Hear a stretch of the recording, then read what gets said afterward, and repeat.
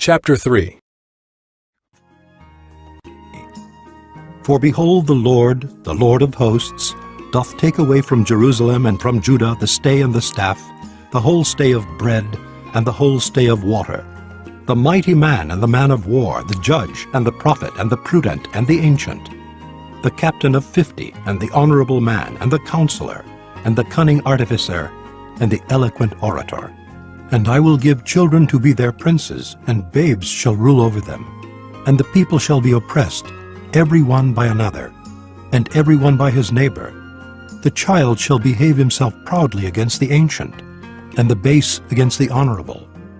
When a man shall take hold of his brother of the house of his father, saying, Thou hast clothing, be thou our ruler, and let this ruin be under thy hand. In that day shall he swear, saying, I will not be an healer, for in my house is neither bread nor clothing. Make me not a ruler of the people. For Jerusalem is ruined, and Judah is fallen, because their tongue and their doings are against the Lord, to provoke the eyes of his glory. The show of their countenance doth witness against them, and they declare their sin as Sodom, they hide it not. Woe unto their soul, for they have rewarded evil unto themselves. Say ye to the righteous that it shall be well with him, for they shall eat the fruit of their doings.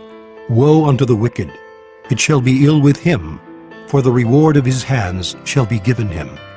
As for my people, children are their oppressors, and women rule over them. O my people, they which lead thee cause thee to err, and destroy the way of thy paths. The Lord standeth up to plead, and standeth to judge the people. The Lord will enter into judgment with the ancients of his people, and the princes thereof. For ye have eaten up the vineyard, the spoil of the poor is in your houses. What mean ye that ye beat my people to pieces, and grind the faces of the poor? Saith the Lord God of hosts. Moreover the Lord saith, Because the daughters of Zion are haughty, and walk with stretched forth necks and wanton eyes, walking and mincing as they go, and making a tinkling with their feet. Therefore the Lord will smite with a scab the crown of the head of the daughters of Zion, and the Lord will discover their secret parts.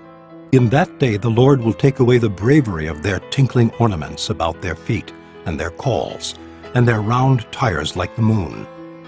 The chains and the bracelets and the mufflers, the bonnets and the ornaments of the legs, and the headbands, and the tablets and the earrings, the rings and nose jewels, the changeable suits of apparel, and the mantles and the wimples and the crisping pins, the glasses and the fine linen, and the hoods and the veils.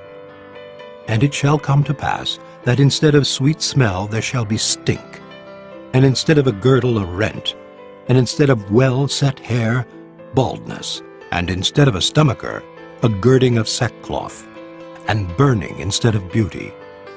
Thy men shall fall by the sword, and thy mighty in the war, and her gates shall lament and mourn, and she being desolate shall sit upon the ground.